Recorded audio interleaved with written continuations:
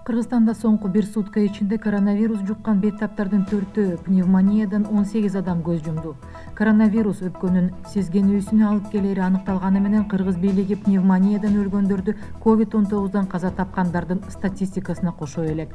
Ал тапта саламат сактоо министрлиги элди дарылоо үчүн жабдык шаймандар жетпей жатканын моюнга алды. Кошмо Штаттарда дүйшөмбүгө карата коронавируска кабылгандар 3 миллионго жакындап, анын ичинен көз жумгандар 130 миңден ашты.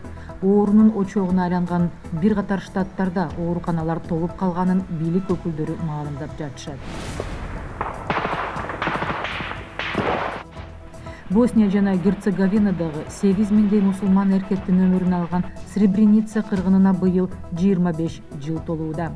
Эл аралык соттор 95-жылдын 11-22 июль күндөрү болгон окуяны геноцид деп тааныган. Босниялык серб күчтөрү жоопту деп табылган бул кыргындан бери миңдей кишинин дайыны чыкпай келет.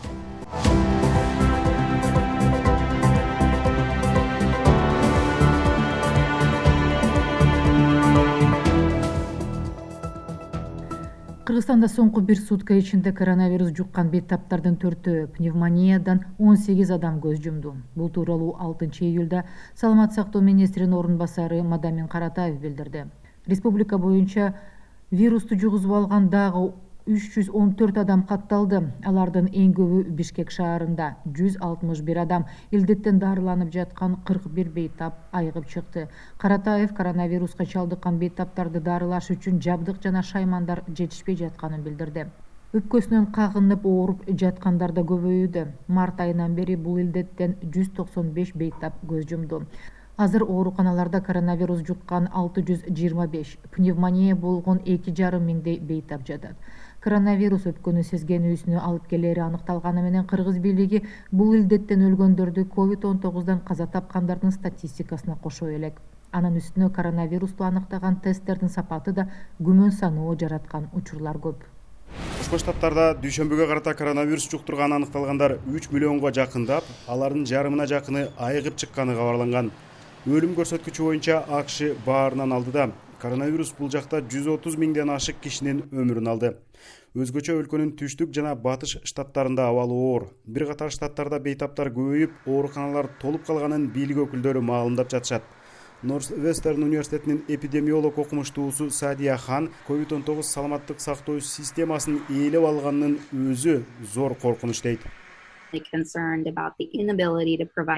Баарынан дагы саламаттык сактоо системасы COVID-19 толуп калганда жөнөкөй эле инсультка кабылгандарды же жүрөгү кармагандарды камкордукка алууга жөндөмсүздүк жаралганы тынчсыздандырат.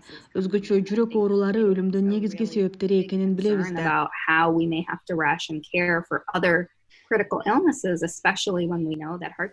Жекшембиге карай бүтүндөй Латын Америкасында коронавирус жуктурганы аныкталгандар 3 миллионду чамаласа, алардын жарымынан көбү Бразилияда. Бул өлкөдө COVID-19 кесепетинен өлгөндөрдүн саны 65 миңге жетип, экинчи орунда турат.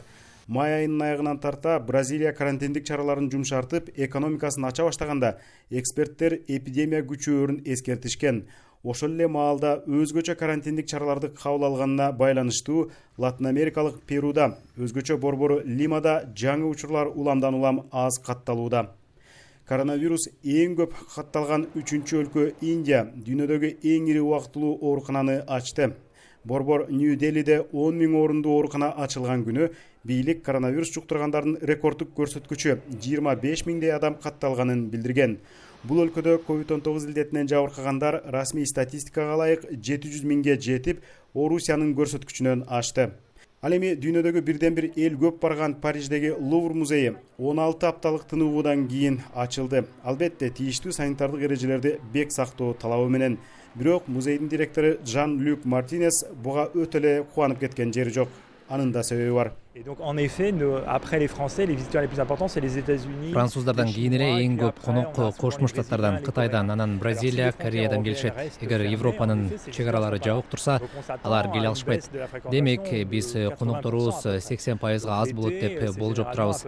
Жайында демейде айына миллион киши кирчү. Ça signifie que nous aurions 20% de cette fréquentation. Donc ça signifie en effet que c'est le moment de venir. Негизи эле башында Кытайдан кийин эпидемия очогу саналган Европа акырындап ачылып жатканы белгилүү. Ошентсе дагы айрым өлкөлөрү жерлерде чукул чектөөлөрдү кайра киргизип жаткан чагы. Али Токтоконов, Азаттык. Босния жана Герцеговинадагы 8 миңдей мусулман эркектеринин өмүрүн алган Сребреница кыргынына быйыл 25 жыл толууда. Эл аралык соттор 1995 жылдын 11-22 июль күндөрү орун алган окуяны геноцид деп тааныган. Босниялык серб күчтөрү жоопту деп табылган бул кыргындан бери миңдей кишинин дайыны чыкпай келет. Сребреница кыргындан бери чейрек кылым өтсө да, анын босниялык мусулмандардын үй бүлөсүнө бүлүк салган кесепети күнү бүгүнкүдөй сезилип турат. Европадагы Холокосттон кийинки эле эң ырайымсыз кыргын деп таанылган бул окуяда курман болгондордун айрымдарынын тег жайын аныктоо, дайынсыз кеткендерди издөө иши алгиче токтой элек. Эң башкысы уулдарынан, өмүрлүк жолдошунан ажыраган энелер дале үмүт менен жашап келишет. Мен күйөөмдүн сөөгүнүн калдыктарын таап, жерге бердим. Андан 1995 жылкы Сребреницадагы окуяда айрылгам. Уулум 1993 жылы Сребреницадан чыгып кеткен. Аны алигиче таба албай келем. Сөөгү кайда экенин аныктап, жерге бергим келет.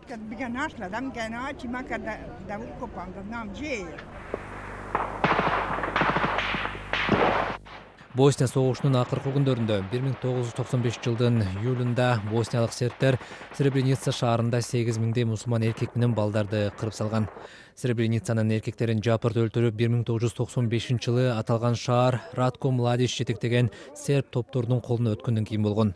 Ушул кезге чейин 6600дөн ашуун адамдын аты жөнү такталып, сөөгү кайра көмүлдү. Дагы миңдей адам дайынсыз жоголгондордун тизмесинде. 1995 жылдагы кандуу окуяда каза тапкандардын эң кичүүсү 14 жашта болгон. Мурдагы Югославия боюнча ишти караган эл аралык трибунал босниялык сербтердин командачысы болгон Ратко Младичти токум курут жана адамзатка каршы башка кылмыштар боюнча айыптуу деп таап, өмүр бою абакка кезген. Былтыр март айында Гаагадагы эл аралык кылмыш соту босниялык сербтердин мурдагы лидери Радован Караджишти өмүр бою эркинен ажыраткан. Others will continue saying that he is a hero, as we have seen. Айрымдар аны баатыр деп аташы мүмкүн. Мындайды мурдада көргөнбүз, бирок бүгүн ал баатырдын тескериси экени аныкталды. Ал согуш кылмышкери деп таанылды. Эң ырайымсыз кылмыштар боюнча айыптуу деп табылды. Деги менен Балканда Сребреницадагы кыргын боюнча талаш токтой элек. Айрым сербиялык саясатчылар бул кылмыштардын масштабы тууралуу айтылган маалыматтарга каршы жана бул жылдары сербтерге жасалган кылмыштарды да таанууга чакырып жүрүшөт. Кубат Касымбеков, Азаттык. Азаттык радиосунан жаңылыктарды улантабыз. Орусиянын Псков шаарында аскердик сот журналист Светлана Прокопьеваны терроризмди актагандыгы үчүн күнөөлүү деп таап 500 000 рубль айыпка жыкты. Прокуратура журналистти 6 жылга кесүүнү сураган. Прокопьева күнөөсүн моюнга алган жок. 2018 жылдын октябрында Архангельск шаарында 17 жаштагы өспүрүм ФСБнын имаратында колго жасалган жабдыкты жардырып жиберген. Ал өзү өлүп, атайын кызматта иштеген 3 киши жарадар болгон. Прокопьева өспүрүмдү мындай кадамга түрткөн ыктымал себептерди талдап, мамлекет репрессиялык аракеттери менен ушундай муунду тарбиялады деп интервьюда боолголоп, кийин ушундай мазмунда макала чыгарган. Сотто журналист антип мындай окуялардын алдын алуу үчүн жазганын, терроризмди актабаганын, мамлекеттик саясатты сындаганын билдирди. Прокопьева бир нече маалымат каражаттары, анын ичинде Радио Свобода менен кызматташат. Эркин Европа Азаттык радиосунун президентинин милдетин аткаруучу Дейзи Синделар орус бийлигинин көз каранды эмес жана белгилүү журналисттин куугунтуктоосун айыптады. Орусиянын тергөө абактарында отурган тажикстандык 200дөн ашык мигрант алардын мекенине кайтаруу маселесин тезирээк чечүүнү талап кылууда. Айрымдары миграция мыйзамдарын бузса, башкалары ал жактарга түрмөдөн чыккандан кийин жайгаштырылган. Эмне дегенде чек аралар жабык болгондуктан тажиктерди депортациялоо мүмкүн болбой турду. Кээ бир мигранттар СИЗОдо 4 айдан бери отурат. Алар ал жайлардагы адамчыдагы шарттарды көргөзүү үчүн Новосибирск, Екатеринбург, башка шаарлардан видео таратышты. Тажикстандын элчиси Имамуддин Сатори СИЗОдо отурган бардык тажик жарандарынын тизмеси түзүлгөнүн билдирди. Анын айтымында биринчи кезекте кош бойлуу аялдар, оорулуулар, андан кийин гана мигранттар алынып кетет. Бирок мигранттар элчилик буга чейин да ушундай убада кылып келгенин, бирок иш алдыга жылбаганын айтышууда. Юрико Коике Токионун губернатору болуп кайрадан шайланды. Жекшембидеги добуш берүүдө шаардыктар негизинен анын пандемияга каршы күрөштөгү жөндөмүн, аракеттерин жогору баалашты. Ошол эле маалда ал күнү Япон баш калаасында коронавируска чалдыккан дагы 111 киши катталды. 4 күндөн бери бул сан 100дөн төмөндөбөй келатат. Премьер-министр Синдзо Абе менен жолугушуунун алдында 6 июлда Коике ушул тапта коронавируска каршы аракеттер биринчи орунда турганын билдирди. Бирок карантин же башка чектөөчү чаралар бизнеске таасир этиши мүмкүн экенин эскертти. Ансыз да өлкө экономикасы биринчи кварталда рецессияга учурады.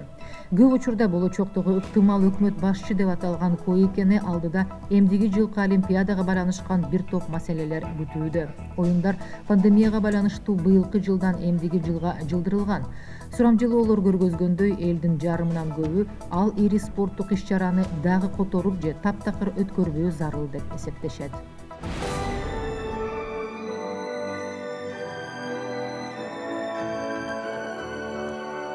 Италиялык белгилүү композитор жана дирижер Эннио Морриконе 91 жашында дүйнөдөн кайтты. Жергиликтүү кабар агенттиктери жазышкандай, бир нече күн мурун өнөрпоз жан баш сөөгү сынып Римдеги ооруканага жеткирилген. Маркум 500дөн ашуун фильм, сериалдарга музыка жазган. Арасында «Бир ууч доллар үчүн», «Жакшы, жаман, каардуу», «Бир жолу жапайы батышта», «Пианист жөнүндө уламыш», «Кесипкөй», «Бошогон Джанго» деген фильмдер бар. Атагы дүйнөгө тараган музыкант 2 жолу Оскар сыйлыгын алган. 2007 жылы кинематографияга кошкон салымы, 2016 жылы Квентин Тарантинонун жийиркеничтүү 8-дик фильми үчүн жазган огон үчүн сыйланган. Ошондой эле 3 ирет Алтын глобус, 6 жолу Бафта сыйлыктарынын лауреаты болгон. Морриконе фильмдерге музыка жазып, белгилүү огондорго аранжировка жаратууну 33 жашында баштаган. Барселонадагы айтылуу Саграда Фамилия чиркөөсү кайрадан ачылып, биринчилерден болуп дарыгерлер үчүн тур уюштурулду. Базиликанын жетекчилиги муну менен медиктердин пандемияга каршы аракеттерине ушундай жол менен баа берүүнү чечишти. Бул жерге биринчи жолу келдим. Бул зыяратты акыркы айларда жасаган иштерибиз үчүн ыраазычылык катары кабыл алдым. Рахмат. Биздин ишибизге баа берип, ушул чиркөөгө чакырууга эмне жетсин? Адатта туристтерге жык толгон белгилүү базиликанын курулушу Антони Гаудинин долбоору боюнча 1882 жылы башталган, бирок азыркыга чейин аягына чыга элек. Быйыл коронавирус башталганда мындан 4 ай мурун жабылып калган. Эми алдыдагы 2 жумада дем алыш күндөрү илдетке каршы күрөштө биринчи катарда турган ак халатчандардан тышкары полиция, түрдүү бейөкмөт уюмдардын кызматкерлери үчүн гана ачык болмокчу. Андан кийин чиркөөгө Каталон баш калаасынын тургундары акысыз бара алышат. 3-чү баскычта ички жана сырт жактардан келген туристтерге зыярат кылууга уруксат берилмекчи. TripAdvisor'дын 2019 жылкы статистикасына ылайык Саграда Фамилия эл эң көп каттаган дүйнөдөгү туристтик жерлер арасында 6-чы, Испаниянын өзүндө 1-чи орунду ээлеген. Испания Европада ковидден эң көп жабыркаган өлкөлөрдүн катарына кирет. Сиздер Азаттык радиосунун жаңылыктарын көрдүңүздөр. Даярдагандар Айнура Жекше кызы жана Элиза Кененбаева. Сак саламатта болуңуздар.